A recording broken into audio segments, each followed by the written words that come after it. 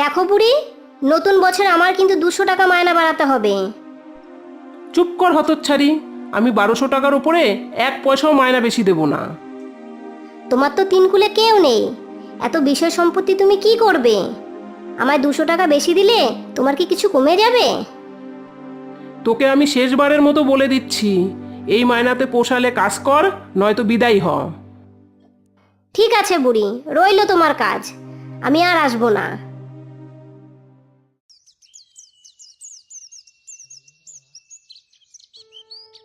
ইনি হলেন সরোজিনী দেবী। ওনার স্বামী ছিলেন একজন উকিল।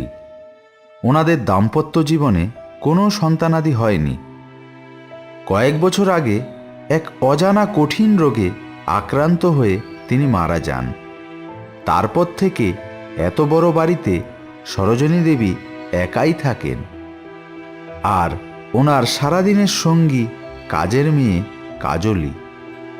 দুজনের বয়সের ফারাক প্রায় 40 বছর।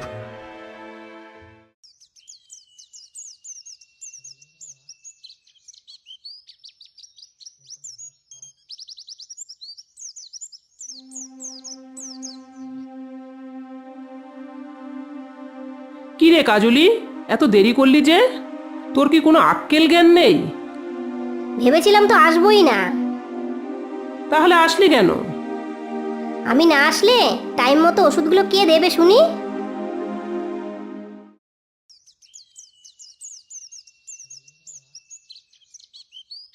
সরোজিনী দেবী আর কাজলির মধ্যে মাঝে সাঝে খুনসুটি লেগেই থাকে, কিন্তু একজন আরেকজনকে ছেড়ে বেশিক্ষণ থাকতে পারে না। ওই বড়জোর একবেলা।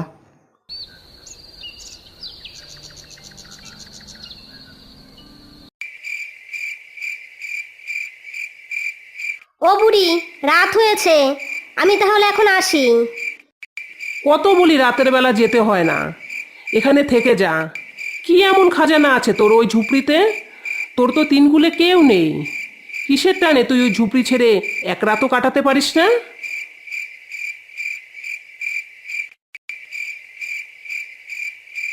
সত্যিই কাজলির তিনকুলে কেউ নেই, কিন্তু সে প্রতিদিন অপেক্ষা করে বসে থাকে তার বাবা কখন ফিরে আসবে। সেই যে ওর বাবা মেয়ের ভীষণ জ্বরে রাতের বেলায় ওষুধ আনতে গিয়ে আর কখনো বাড়ি ফিরে আসেনি। কাজলি আজও পথ চেয়ে বসে থাকে তার বাবা কখন বাড়ি আসবে।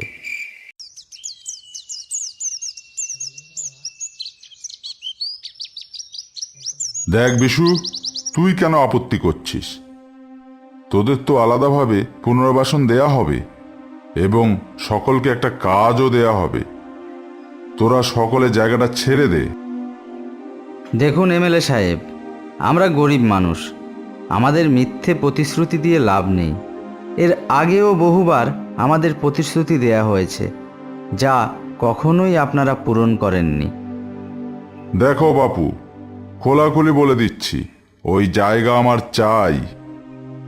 মাফ করবেন, আমরা আমাদের ঘরবাড়ি ছেড়ে কোথাও যাব না। ঠিক আছে, দেখব তোরা কি করে থাকিস ওখানে। শোন রাঙ্গা, মানামানির পর্ব শেষ, এখন যা করার কর। তাহলে কি করব? একেবারে খাল্লাস করে দিই। যা করবি কর, তবে প্রমাণ রাখবি না, বুঝে শুনে কাজ করবি। ঠিক আছে, আপনার চিন্তা নেই। আজ অবধি রঙ্গার কাজ নিয়ে কোনো প্রশ্ন উঠেছে কি?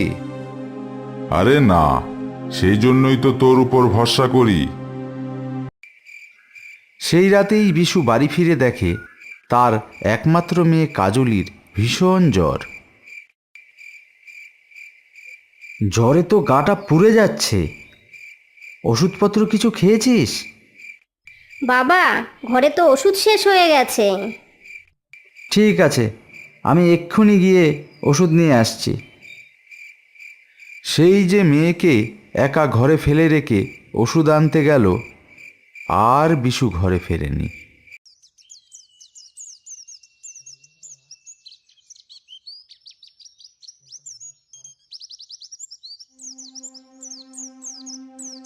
ও কিপ্টে বুড়ি, আজকে কি রান্না হবে? এই মুখ পুরি, তুই আমায় কিপটে বুড়ি বলিস কেন রে সব সময়? কিপটে বলবো না তো কি বলবো? আমি 7 বছর ধরে কাজ করি তোমার বাড়িতে। সত্যি তোমার মতো কিপটে আমি এ জন্মেও দেখিনি।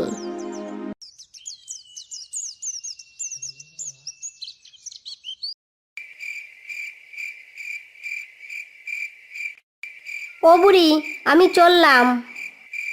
শোন কাজুলি, আমার শরীরটা বেশি ভালো যাচ্ছে না।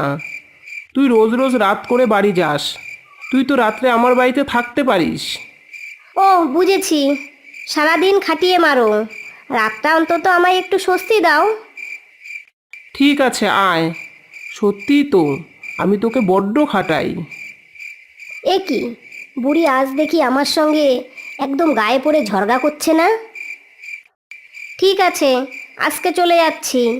কালকে থেকে আমি রাতে তোমার কাছে থাকবো।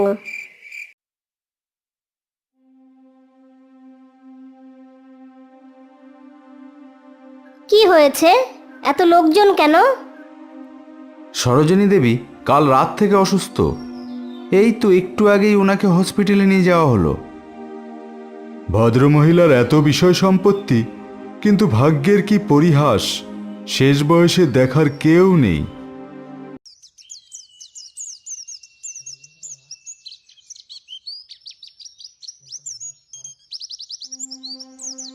না, বাঁচানো গেল না।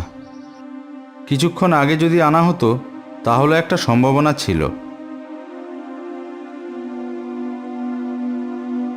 বুড়িমা, তুমি আমায় ক্ষমা করে দিও।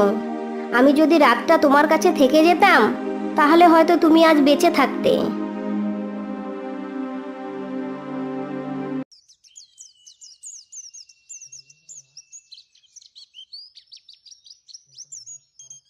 আজ কাজলির জীবনে বাবা না ফেরার দুঃখ থেকেও বড় দুঃখ সরোজিনী দেবীর মৃত্যু। কি রে কাজলি, একা একা মন মরা হয়ে আছিস যে? আচ্ছা শর্মিলাদি, ঈশ্বর কি আমার জন্য কাউকে আপন করে পাঠায়নি এই দুনিয়াতে? তুই মন খারাপ করিস না, মানুষ চিরকাল বেঁচে থাকে না। আমার ভুলেই বুড়িমা মারা গেছে। আমি যদি সেই রাতটা থেকে যেতাম তাহলে এমনটি হতো না। তুই নিজেকে এইভাবে কষ্ট দিস না।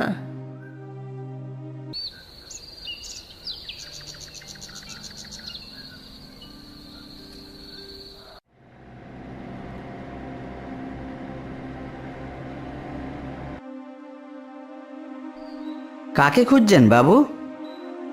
বিশুর মেয়ে কাজলির কথা বলছেন? সোজা গিয়ে বাম দিকের ঘরটিই কাজলির। এখানে কাজলি সমাদ্দার বলে কোনো মেয়ে থাকে?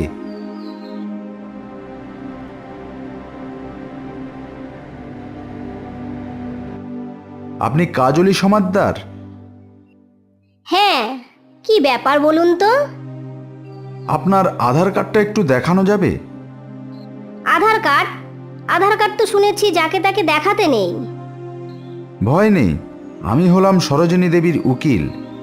সরোজিনী দেবী মরে যাওয়ার আগে তিনি তার স্থাবর অস্থাবর সমস্ত সম্পত্তির মালিক আপনাকে করে গেছেন। আমাকে? হ্যাঁ, আপনাকে। বর্তমানে প্রায় 5 কোটি টাকার বিষয় সম্পত্তি। ও হ্যাঁ, আর একটা চিঠি আপনাকে দিয়ে গেছে। কাজলি, তুই চিঠিটা পড়ছিস? তার মানে আমি বেঁচে নেই। শোন মুখপুরি, তোর দায়িত্বে সব রেখে গেলাম। জানি তুই হেলায় নষ্ট করার মেয়ে নোস, তবু মনে রাখিস আমি কিন্তু ওপর থেকে সব দেখছি। আমার বাড়িটা আজ থেকে তোকে দিলাম, আগের মতো গুছিয়ে যত্ন করে রাখিস। আর শোন, একটা ভালো জীবনসঙ্গী দেখে বিয়ে করিস। একা একা জীবন কাটানো যায় না, ঝগড়া করারও তো একটা লোক চাই। আজ তো আর এই বুড়িটা নেই যে সকাল সন্ধ্যা ঝগড়া করবি। ভালো থাকিস, নিজের শরীরের যত্ন নিস। চলি রে, ইতি তোর কিপটে বুড়ি।